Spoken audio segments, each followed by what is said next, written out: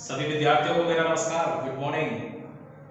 मैं आप सभी का अपने YouTube चैनल स्कॉलर्स क्लासेस पर सभी का तहे दिल से स्वागत करता हूं।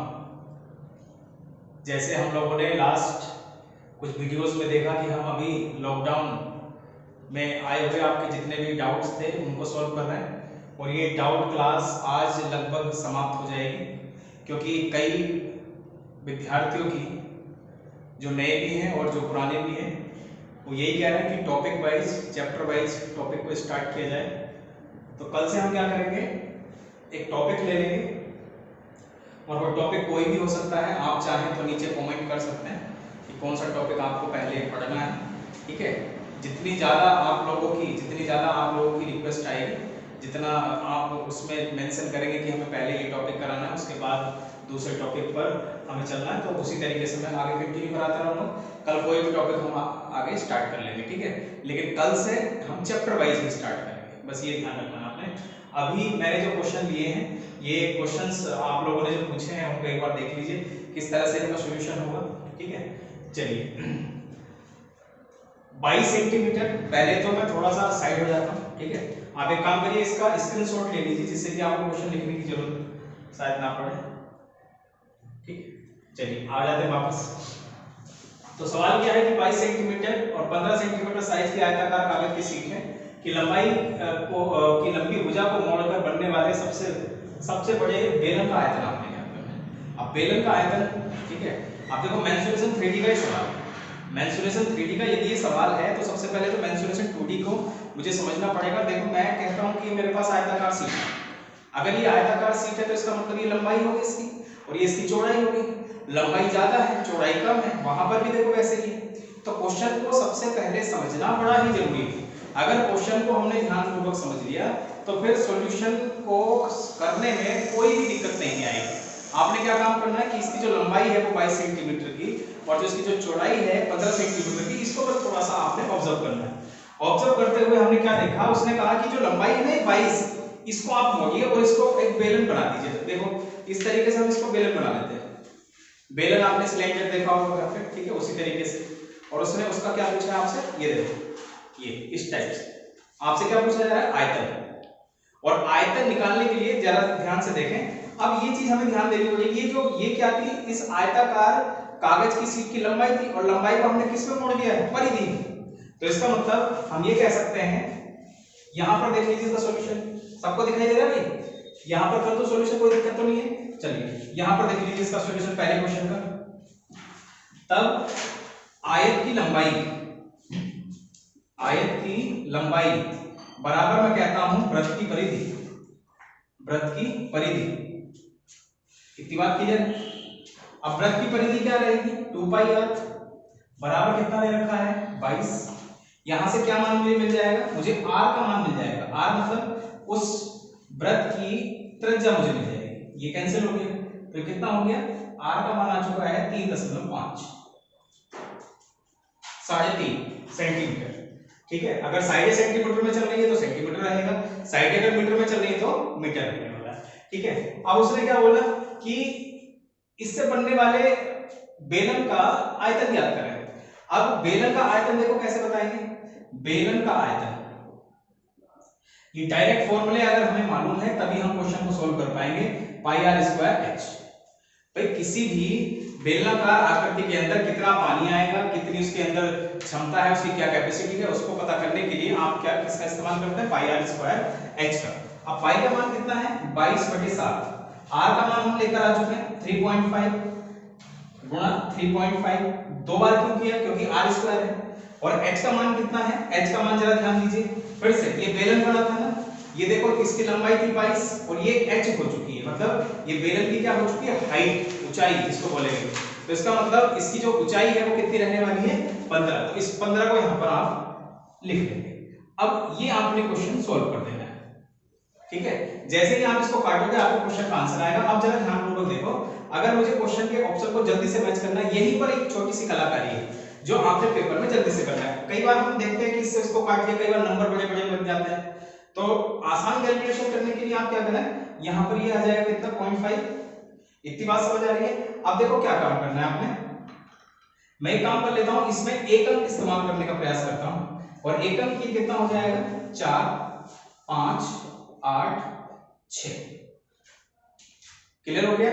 उसके बाद ये हो चुका है कितना 2, ये हो गया कितना 48। उसी तरीके से अगर मैं इसको आगे फर्दर सॉल्व करता हूं तो मुझे पता है 8 4 12 सही है। 12 मतलब कितना हो गया 3 और 3 का डबल कितना हो चुका है 6। 6 मेरे क्वेश्चन का आंसर आना चाहिए। 6 को जरा एक बार देख लीजिए, यहां से 8 और 2 10 और 8 18 7 5 12 मतलब कितना 3। ये मेरे क्वेश्चन का आंसर नहीं हो सकता है। 5 और 5 10 और 7 17 ये मेरे क्वेश्चन का आंसर है। इसको चेक करेंगे नहीं आएगा। 5 और 5 10 ये भी नहीं आएगा। तो आंसर कौन सा हो चुका है आज निकल चुका है। किसी को अगर इसमें कोई दिक्कत है एक अंक वाले कंसेप्ट में तो भी आप पूछ लेना, ठीक है। और वैसे मैं इसको अच्छे से एक्सप्लेन कराऊंगा, कोई दिक्कत नहीं आने वाली है इसमें, ठीक है। तो चलिए इस सॉल्यूशन को आप एक बार नोट कर लीजिए। दूसरे सवाल की ओर बढ़ता हूं मैं। दूसरा सवाल क्या है उसको एक बार पढ़ लेते। सॉल्यूशन जरूर नोट करते रहे आप लोग, ठीक है। एक महीने के अंदर हम काफी चीजें रिवाइज कर लेंगे, चाहे वो कोई भी टॉपिक हो, लाभ हानि हो, साधारण ब्याज हो या कोई भी। बस कंटिन्यू आपने क्या करना है, अपनी क्लास कंटिन्यू रखनी है। हम यहां से अपनी क्लास को जारी रख रहे हैं, आप बस घर पे पढ़ते रहिएगा, ठीक है। चलिए क्वेश्चन नंबर 2 को एक बार देख लेते हैं। क्वेश्चन नंबर 2, एक समद्विबाहु त्रिभुज का परिमाप 544 सेंटीमीटर है और उसकी प्रत्येक समान भुजा उसके आधार की 5/6 गुनी है। तदनुसार उस त्रिभुज का क्षेत्रफल कितने वर्ग सेंटीमीटर है। अब जरा ध्यान दो भाई, समद्विबाहु त्रिभुज एक ऐसा त्रिभुज होता है जिसकी दो भुजाएं बराबर होती हैं।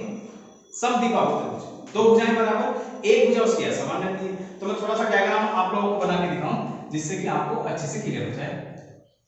ये देखो, इसकी दो भुजाएं बराबर रहेंगी और एक भुजा क्या रहेगी असमान।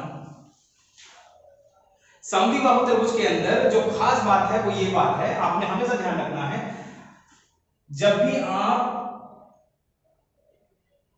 भी आप इस पर लंब डालेंगे तो हमेशा 90 डिग्री बनेगा। इस पॉइंट को मैं यहां पर क्यों लिख लेता हूं, ठीक है। जब भी आप अनइक्वल साइड पर, असमान साइड पर, असमान भुजा पर एक लंब डालेंगे तो हमेशा 90 डिग्री बनेगा। और क्या करेगा ये लंब, इस पूरी की पूरी भुजा को बराबर रेशो में काट देगा। दोबारा बता देता हूं, ये लंब क्या काम करेगा, ये लंब क्या काम करेगा, इस पूरी की पूरी भुजा को बराबर रेशो में काट देगा, आधा आधा उसको काट देगा। तो कहने का मतलब ये हो गया, अगर मैं कहता हूं कि ये पूरा का पूरा मेरे पास मान 22 है तो ये 11 11 हो जाएगा। ये बात मैं आप लोगों से कहना चाहता हूं, ठीक है। चलिए अब क्वेश्चन पर आगे आते हैं। उसने जैसे ही क्वेश्चन को बोला, उसने बोला उसकी प्रत्येक समान भुजा उसकी आधार की 5/6 गुनी। तो इसका मतलब ये हो गया, इस 5 और 6 में हमें रिलेशन देखना है। इसका मतलब समान भुजा उसकी 5 है दोनों और असमान भुजा कितनी है 6। तो इसका मतलब ये कितना हो गया 3। मैंने अभी एक बात बताई आप लोगों को कि जब आप ये लंब डालोगे तो हमेशा 90 डिग्री बनेगा। थोड़ी देर के लिए इसको भूल जाइए या इसको भूल जाइए, ये यहाँ पर दो समकोण त्रिभुज बने हैं और दो समकोण त्रिभुज में हमेशा यहाँ पर 5 अगर यहाँ पर 3 है तो इसका मतलब पाइथागोरस थ्योरम से कितना आ जाएगा 4। पूरी की पूरी पाइथागोरस थ्योरम यहाँ पर लगाओ तो भी 4 आएगा। और अगर आपको पाइथागोरस त्रिभुज ध्यान है तो आप इसमें क्या कह सकते हो, डायरेक्ट 4 ही रहने वाला है। यहाँ तक क्लियर है, सबको समझ आ रहा है, सबको A to Z।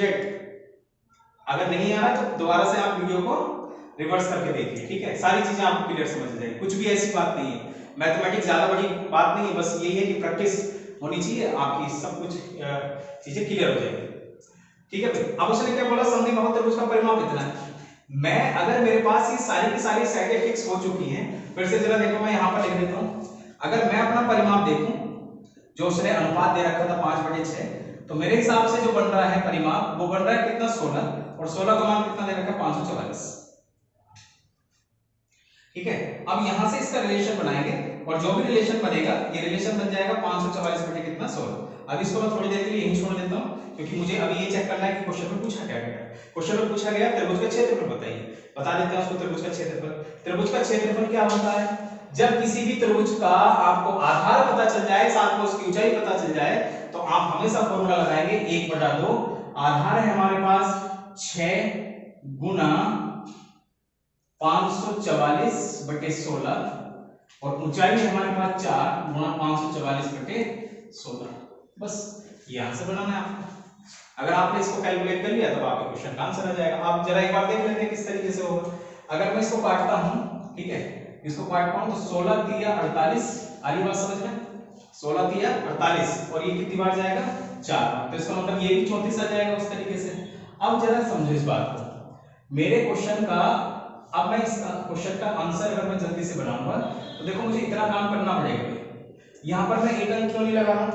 क्योंकि अगर मैं एक अंक लगाऊंगा, जरा ध्यान दो, कई लोग पिछले क्वेश्चन में भी वही बात पूछ रहे थे, कई क्वेश्चन आप लोगों ने पूछे हैं कि कहीं पर एक अंक लग जा रहा है, कहीं पर नहीं लग रहा है। उसके पीछे वजह जानो ना, क्योंकि जितने ज्यादा नंबर ऑफ क्वेश्चंस आप करेंगे उतने ज्यादा आपके कंसेप्ट क्लियर होते जाएंगे। तो देखो यहाँ पर एक अंक अगर मैं लगाता हूँ तो देखो ये एक अंक अगर बनाओगे तो सबके एक अंक यहाँ पर समान है, इसलिए यहाँ पर एक अंक नहीं लगेगा। ये आपने छोटी छोटी बातें पेपर में अप्लाई करनी है और वहां पर समझते रहना है। अब इस क्वेश्चन को देखें तो देखो जरा, ये 2 आ गया, ये कितना हो गया? 6, और लास्ट में कितना आना चाहिए? अगर यहां से देखें तो लास्ट में 2 आएगा। देखो इकाई का अंक भी सब जगह क्या है? सेम। आई बात समझ में? सब जगह इतना सब कुछ हो जाने के बाद अब मैं यहां पर लगाऊंगा अप्रोक्सीमेशन, क्योंकि मैं इतनी बड़ी कैलकुलेशन यहां पर नहीं करने वाला हूं। थोड़ी देर के लिए मैं इसको 3 और इसको 30 मान लेता हूं, कोई दिक्कत तो नहीं है। इसको मैं 4 और इसको कितना मान लेता हूं? 30। ठीक है, वैल्यू को मैंने कम करके लिखा है तो मेरा आंसर क्या होगा? ज्यादा ही रहेगा, ये ध्यान रखना आपने। तो कितना हो जाएगा? 900 गुणा 1200। ठीक है, ये कितना हो जाएगा? ये हो जाएगा आपका 90 गुणा कितना? 120। तो इसका मतलब 10,000 के आसपास आंसर आना चाहिए। ये देखो 38,000 एक बहुत बड़ा आंसर है, 31,000 बहुत बड़ा आंसर है, 10,000 के आसपास वाला आंसर कौन सा है? Option D. ठीक है, या तो पूरा कैलकुलेट करके देखो, इस तरह के आपको आंसर पेपर में देखने को मिलेंगे, या फिर अगर आप पूरा मल्टीप्लाई करना चाह रहे हो, एग्जैक्ट आंसर लेना है तो फिर वही करना पड़ेगा, 3 गुणा 34 गुणा 4 गुणा 34, आपके क्वेश्चन का फाइनल आंसर आपको डी ही मिलेगा। ठीक है, ये कई क्वेश्चन ऐसे हैं जो बार बार पेपरों में रिपीट हुए हैं, आप चाहें तो उनको ध्यान भी रख सकते हैं। अगले सवाल की ओर बढ़ते हैं, वो सवाल किस तरीके का है। ठीक है, इसको मैं तब तक रब कर देता हूं, अगले सवाल की ओर चलते हैं।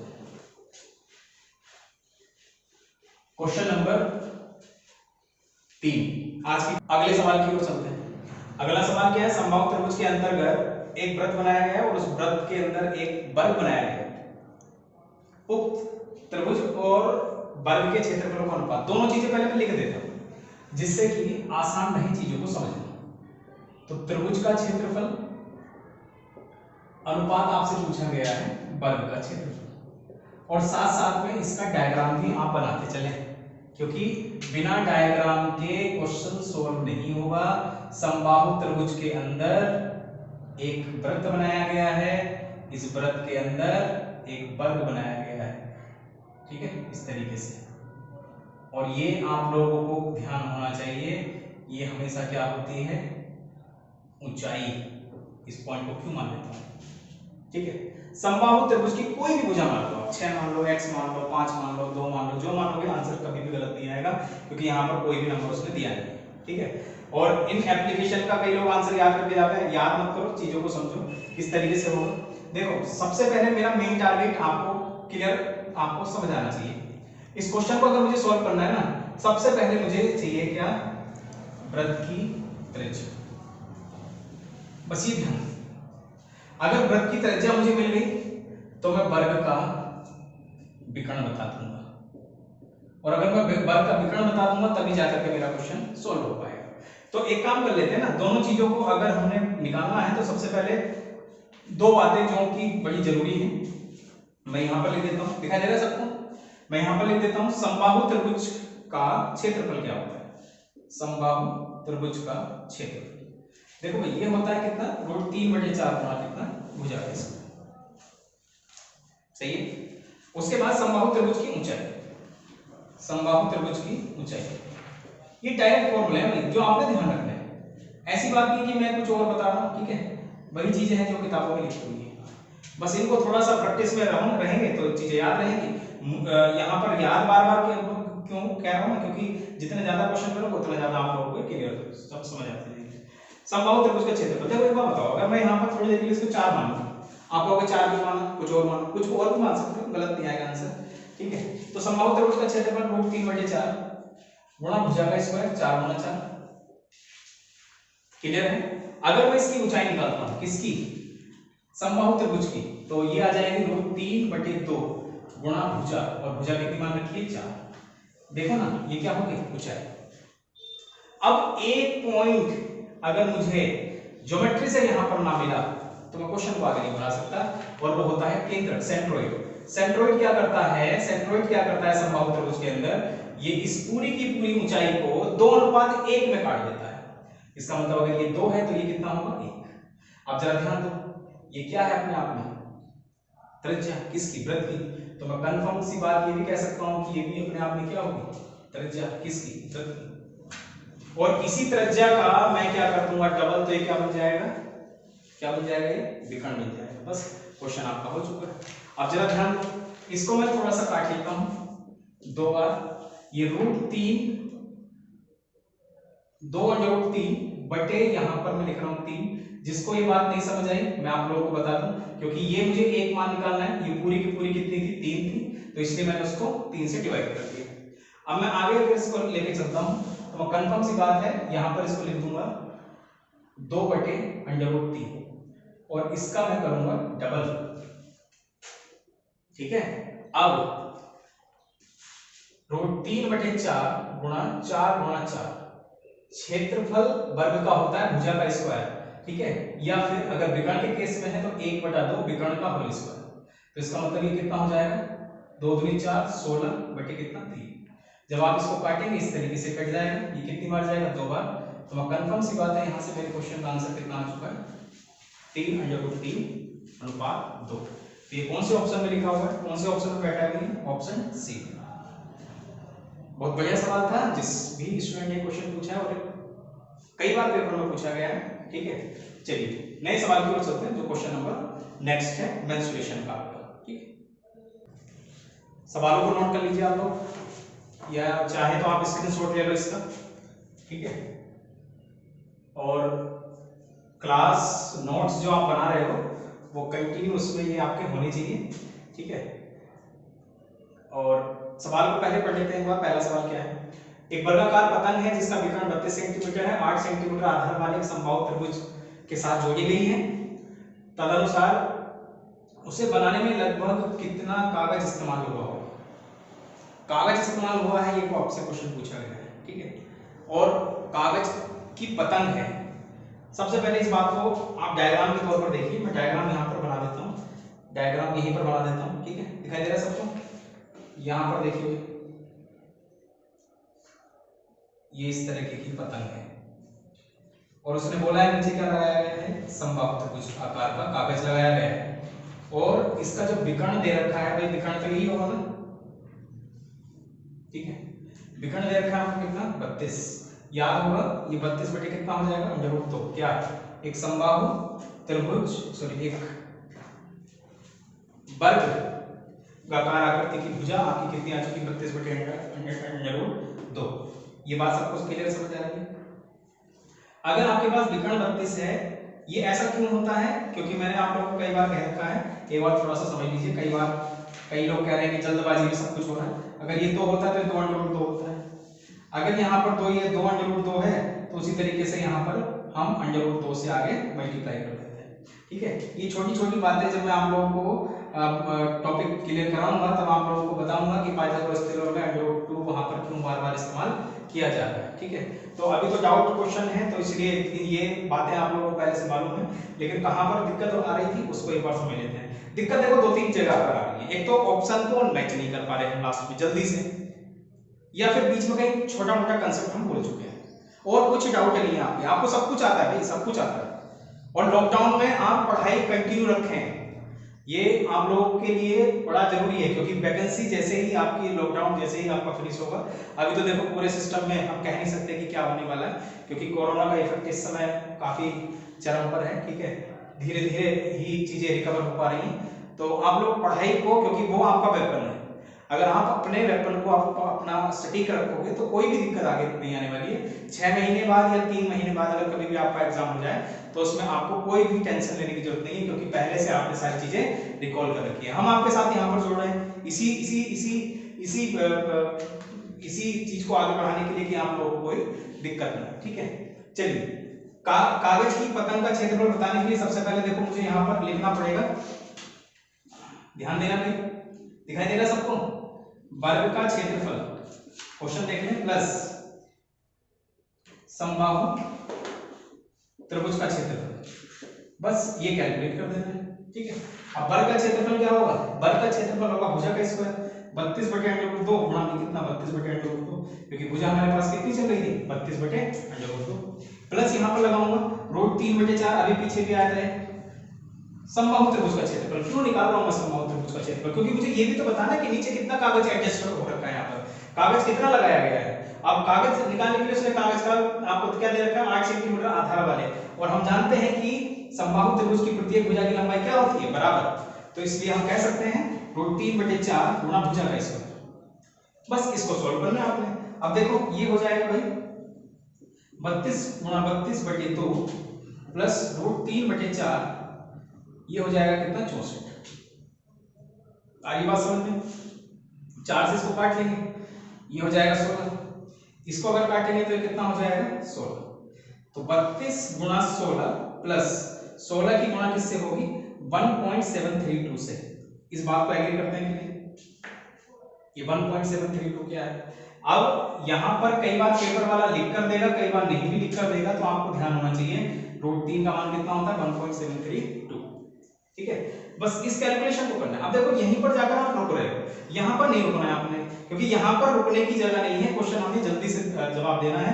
अब देखो जल्दी से आंसर देने के लिए सबसे पहले इस बात को समझो, थोड़ा सा ऑब्जर्व करो चीजों को, क्या लास्ट में पॉइंट के बाद यहाँ पर ये पॉइंट वाला जो पोर्शन है वो तो चलेगा, तो इसका मतलब लास्ट में 2 आएगा। अब 2 आने के लिए इसका मतलब ये ऑप्शन आपके कैंसिल हो चुके हैं, ठीक है। कितने ऑप्शन बच गए 2 आंसर बच गए। अब थोड़ा सा इस बात को समझ लेते हैं, यहाँ पर 32 यहाँ पर 16 प्लस इसको थोड़ी देर के लिए 16 मान लेते हैं, इसको मान लेते हैं कितना 2 मान लेते हैं। तो आप मुझे बताओ अगर मैं इसको मल्टीप्लाई करूंगा 16 दूनी 32, ठीक है, और 16 तिया 48 लगभग 512 के आसपास, मतलब 512 के लगभग वाला आंसर कौन सा है, ये तो बहुत ज्यादा है, तो आंसर कौन सा हो चुका है, ये आपके सवाल का उत्तर है। अब कई लोग कह रहे हैं कि इसके बिल्कुल नजदीक होता, यहाँ पर 5 3 8 होता तो क्या करते, तो आप पूरा मल्टीप्लाई कर सकते थे, ठीक है, तो भी आपके क्वेश्चन का आंसर होगा। लेकिन कई बार पेपर के अंदर ऐसा लॉजिक देखा गया है कि जो जिसके नियर होता है वो आपके क्वेश्चन का आंसर हो जाता है, ठीक है। अगर पूरा मल्टीप्लाई करना है, बस थोड़ी थोड़ी चीजें आपने समझनी थी कि यहाँ पर √3 का मान किस तरीके से रखा होगा। चलिए अब क्वेश्चन नंबर नेक्स्ट की ओर बढ़ते हैं। वो दूसरा सवाल क्या है जो व्हाइट बोर्ड पर लिखा हुआ था, इस आकृति को मैं हटा देता हूं। आप प्लीज एक एक डायग्राम को दोबारा से देखिए, कहीं गलत तो नहीं बना लिया आपने, ठीक है। एक बार में ही चीजें स्पष्ट क्लियर हो सकती हैं, 2 बार पढ़ने की बजाय। अगला सवाल क्या है, एक समचतुर्भुज। अब देखो इसको समझना पड़ेगा। समचतुर्भुज का परिमाप 100 सेंटीमीटर दे रखा है। सबसे पहले समचतुर्भुज को बना लीजिए। समचतुर्भुज की प्रॉपर्टी को आप समझिए पहले। समचतुर्भुज की प्रॉपर्टी, समचतुर्भुज के अंदर क्या होता है, समचतुर्भुज वर्ग की आकृति की तरह इसकी भुजा भी बराबर होती है, जबकि इसके विकर्ण असमान होते हैं। लेकिन क्या क्या बोला मैंने, वर्ग की तरह ही इसकी भुजा भी बराबर होती है, इसका परिमाप भी बराबर होता है, लेकिन इसके विकर्ण बराबर नहीं होते। लेकिन इसके जो विकर्ण है, ये बड़ा महत्वपूर्ण पॉइंट है, इसके जो विकर्ण है वो हमेशा किस पर काटते हैं 90 डिग्री पर काटते हैं। बस एक छोटी सी बात। तो परिमाप अगर बात करें तो परिमाप जो वर्ग का होगा 4 गुणा भुजा, उसी तरीके से। तो उसने कह रखा है कि एक समचतुर्भुज का परिमाप, तो इसका मतलब परिमाप अगर मैं बात करूं तो परिमाप वर्ग का हम जानते हैं कितना, 4 बराबर कितना 100, तो ये का मान कितना आ गया 25, 4 से काट दिया इसको। तो इसका मतलब मैं कहीं पर भी भुजा पर रख सकता हूं, ये 25 आ गई भुजा, ठीक है। ए का मान मतलब भुजा का मान, और उसका एक विकर्ण 40 दे रखा है। और जरा ध्यान दीजिए, अगर इस विकर्ण को मैं थोड़ी देर के लिए m मानता हूं, तो ये m पॉइंट क्या करता है, ये विकर्ण क्या करता है, इस पूरे के पूरे विकर्ण को, इन दोनों विकर्णों को, किसी भी एक विकर्ण को बराबर रेशियो में काट देता है, बराबर अनुपात में काटता है। तो कहने का मतलब ये हो गया कि अगर ये 40 है, ये पूरा का पूरा 40 दे रखा था, कितना हो गया 20। अभी तो बोला मैंने, ये विकर्ण क्या करता है, इस पूरी की पूरी विकर्ण को बराबर रेशो में काट देगा ये, तो ये 20 हो चुका है। अब ये मान अगर आपको मिल जाए, क्योंकि तदनुसार उसका क्षेत्रफल बताना है, क्षेत्रफल का जो फॉर्मूला होता है, फिर से देखो फॉर्मूला आ गया, ये अगर मुझे क्लियर नहीं है तो मैं क्वेश्चन को आगे सॉल्व नहीं कर सकता। समचतुर्भुज आकृति के क्षेत्रफल का फॉर्मूला हमेशा क्या होता है, 1/2 पहला विकर्ण गुना दूसरा विकर्ण, बराबर चलते हैं। 1/2 पहला विकर्ण तो है भी हमारे पास में, कितना है 40। दूसरा विकर्ण अगर मुझे मिल जाए, दूसरा विकर्ण अगर मुझे मिल जाए, देखो भी थोड़ा सा मैं रोक रहा हूं, और क्यों रोक रहा हूं इस बात को समझें। आप कंटिन्यू इन वीडियो का लाभ जरूर लें। कल से मैं टॉपिक स्टार्ट कर रहा हूं अपना, और टॉपिक जो स्टार्ट होगा वो पहले तो हम आसान कैटेगरी के सवाल को करेंगे, फिर मिक्स करेंगे, फिर उससे थोड़े से हार्ड करेंगे, और उसके बाद टॉपिक को कंक्लूड करते हुए चलेंगे। उसके बाद मैं 50-50 या 60-60 सवालों की प्रैक्टिस के तौर पर आपको प्रैक्टिस कराऊंगा। उसके बाद फिर नया टॉपिक उस तरीके से हम चलते रहेंगे, ठीक है। मैथमेटिक्स सेक्शन को हम इसी तरीके से कंप्लीट करने वाले हैं, ठीक है। आपको कोई भी टेंशन लेने की जरूरत नहीं है, बस आपके पास घर पर यदि आप बैठे हैं, मैं आपसे पूरा टाइम नहीं मांग रहा हूं, 24 घंटे में से आप केवल 2 घंटे निकालिए। 2 घंटे में से हमारी ज्यादा से ज्यादा मैक्सिमम 1 घंटे की वीडियो होती है एक लेक्चर की। एक लेक्चर 1 घंटे का, आप 1 घंटा या तो सुबह देखिए या शाम देखिए, कभी भी देख लीजिए उसको। उसके बाद प्रॉपर उसके नोट्स बनाते चलिए, ठीक है। क्योंकि क्लास में जब आप आओगे तो हो सकता है कि आपकी स्पीड और ज्यादा हो जाए, क्योंकि आपने पहले से पढ़ा हुआ है, ठीक है। अगर क्लास खुलती है तब अभी आने वाले टाइम में लॉकडाउन के बाद जैसे जल्दी से, लेकिन अगर अभी आप इन चीजों को अभी घर पर आप रिवाइज करते रहोगे, केवल 1 घंटा तो मांगा है, 1 घंटा अन्य सब्जेक्ट को दीजिए, दूसरे सब्जेक्ट को दीजिए, दूसरी वीडियो आपकी रेगुलर कंटिन्यू इसी चैनल पर आ रही है, ठीक है। तो उसकी प्लेलिस्ट हम आप लोगों को यहाँ पर प्रोवाइड करा देंगे, तो कोई भी टेंशन नहीं है आपको, बस चीजें आप लोग व्यवस्थित तरीके से क्रम वाइज उसको बनाकर चलिए। सुबह उठो 4 बजे, 3 बजे उठो, क्योंकि अगर अभी आपने थोड़ी सी, क्योंकि मैं जानता हूं कि आप लोग बड़े ही एक्सपर्ट हैं और काफी हर जगह मैंने इस चीज को देखा है, कहीं ऐसा ना हो कि इस लॉकडाउन में आप अपनी एफिशिएंसी को आप कम कर जाएं, क्योंकि आप बहुत अच्छा कर रहे थे उस समय पर, और ये वीडियो लाने का केवल यही मकसद है जिससे कि आप टच में रहें, ठीक है। बाकी आप लोग सब समझदार हैं, क्वेश्चन को आगे कंटिन्यू करते हैं। तो पहला विकर्ण मिल चुका है, दूसरे विकर्ण पर चलते हैं। दूसरा विकर्ण देखो कैसे निकलेगा, ये 25 है ना, ये 20 है, मैंने क्या कहा, ये क्या बन चुका है, समबाहु त्रिभुज, पाइथागोरस ट्रिप्लेट जरूर बनेगा। तो 5 से काट के देखते हैं, 5, ये कितना हो चुका है 4, 5 के साथ 4 आ गया, कितना बचा 3, 5 से मल्टीप्लाई कर तो कितना आ गया 15। ये तो केवल इसका मान आया है, लेकिन पूरा विकर्ण अगर मुझे निकालना है तो कितना हो जाएगा 30। अगर मैं यहाँ पर 30 रखता हूं तो आप मुझे बताओ कितना आंसर आने वाला है 600। तो 600 किस ऑप्शन, ऑप्शन सी, ठीक है। मेंसुरेशन 3D 2D बड़ी आसान होती है, बस एक बार उनके रूल और इसकी पूरी की पूरी भूमिका समझ लेना है, ठीक है। एडवांस मैथमेटिक्स के सारे टॉपिक अच्छे होते हैं, बस एक बार आपको इनके रूल और वो सारी चीजें आपकी समझ लेना है, ठीक है। एक सवाल और इसका बचा है आज की क्लास का, एक सवाल और देख लीजिए उसके बाद, और वो सवाल क्षेत्रमिति का नहीं है भाई, एक सवाल शायद किसी स्टूडेंट ने पूछा है, वो साधारण ब्याज का है ना, साधारण ब्याज का है ना, हाँ वो सवाल को लगा दीजिए एक बार। ये देखिए सवाल, जिसका सवाल है वो देख रहे हैं वीडियो, आ गए, चलिए। तो पहली बात तो ना, पेपर में जब आप जाते हो ना, तो ये सबसे बड़ी, एक तो ये बड़ा फोबिया हो जाता है कि यार पेपर मेरा एसएससी जेई का था। अरे एसएससी जेई वाला कोई साधारण ब्याज को घुमा फिरा के थोड़ा पूछेगा, पूछता वही है, लेकिन क्वेश्चन की लैंग्वेज बड़ा कर देता है, ठीक है। अब उसने कहा कि नहीं, मैंने सॉल्यूशन तो इसको वैसे भेज दिया था, लेकिन सॉल्यूशन ना भेज के उन्होंने बोला कि नहीं मुझे तो वीडियो चाहिए, तो वीडियो भी देखो, वीडियो सॉल्यूशन क्या है, वीडियो सॉल्यूशन को कुछ थोड़ी ना है, बस वही चीजें मैं आप लोगों को यहाँ पर बताऊँ, ठीक है। लेकिन कल से हमारी चैप्टर वाइज क्लासेस स्टार्ट हो रही है, आप इन चीज पर ध्यान दें, ठीक है। मैं हर टॉपिक कराऊंगा। ये क्वेश्चन साधारण ब्याज का है, चाहे वो एसएससी जेई का पेपर हो, एसएससी सीपीओ एसआई का एग्जाम हो, एसएससी सीजीएल का एग्जाम हो, यूपीएससी का एग्जाम हो, आप क्वेश्चन को एक बार जरूर पढ़िए। क्वेश्चन एक बार पढ़ने ना आइडिया लग जाएगा क्वेश्चन कहना क्या चाहता है, बस क्वेश्चन समाप्त हो गया। अब उसने देखो क्या कहा, किसी धनराशि पर साधारण ब्याज की दर पर पहले 4 वर्षों के लिए 5% वार्षिक है, अगले 3 वर्षों के लिए 8% वार्षिक है, क्या ब्याज, साधारण ब्याज। 7 साल से अधिक 7 साल से अधिक की अवधि के लिए 10% वार्षिक है।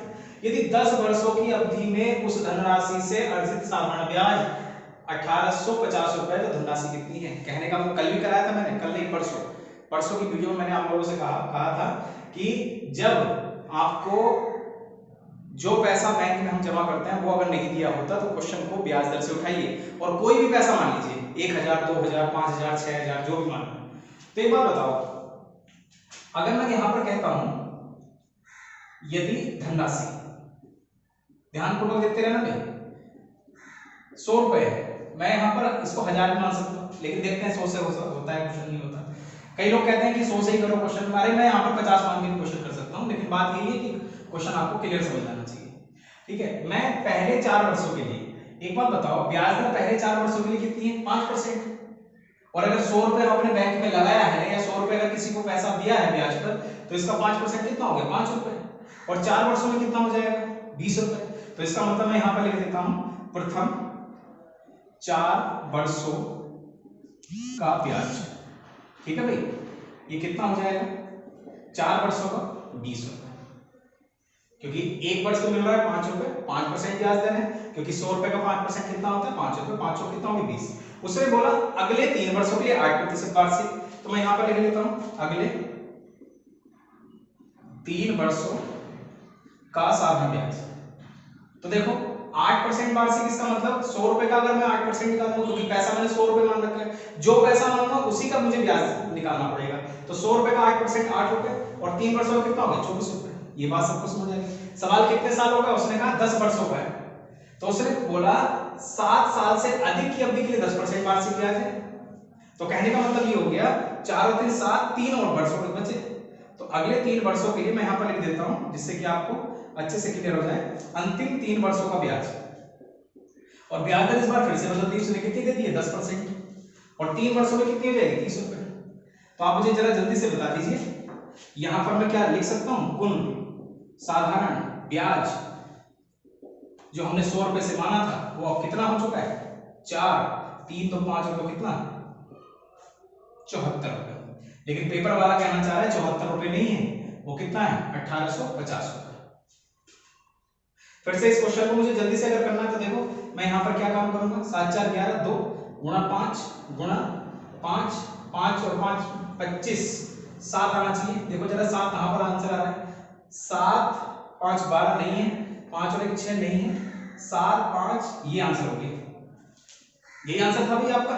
ठीक है, हो गया क्वेश्चन। तो डाउट क्वेश्चन की ये सीरीज है, मैं इसको बीच बीच में लेकर आता रहूंगा, आप टेंशन ना लीजिए। ठीक है, जिनके टॉपिक्स हो चुके हैं खासकर उनके लिए, लेकिन जिनके टॉपिक नहीं है, जो न्यू स्टूडेंट्स हैं, उनके लिए मैं कल से आपकी चैप्टर वाइज क्लास स्टार्ट कर रहा हूँ। कल से एक नया टॉपिक पढ़ेंगे हम लोग। ठीक है, हर टाइप के क्वेश्चन को वहां पर करने का प्रयास किया जाएगा। ठीक है, चैनल को सब्सक्राइब जरूर करते रहिएगा। अगर आप सब्सक्राइब करते रहोगे तो मुझे ऊर्जा मिलती रहेगी आगे नई नई वीडियो बनाने के लिए। ठीक है, और नोटिफिकेशन बेल आइकन को जरूर दबा दीजिए, जिससे कि आप लोगों को लेटेस्ट वीडियो सबसे पहले मिल जाए आपके मोबाइल पर। ठीक है, बस यही काम करना है आपने। घर पे 1-2 घंटा आपने डेली वीडियो देखनी है। आपका लॉकडाउन का टाइम भी आपका बड़ा आसानी से फिनिश हो जाएगा, आपको ज्यादा टेंशन इधर उधर घूमने की भी नहीं रहेगी। ठीक है, और हम कोरोना से भी बचे रहेंगे। ठीक है, चलिए, थैंक यू वेरी मच।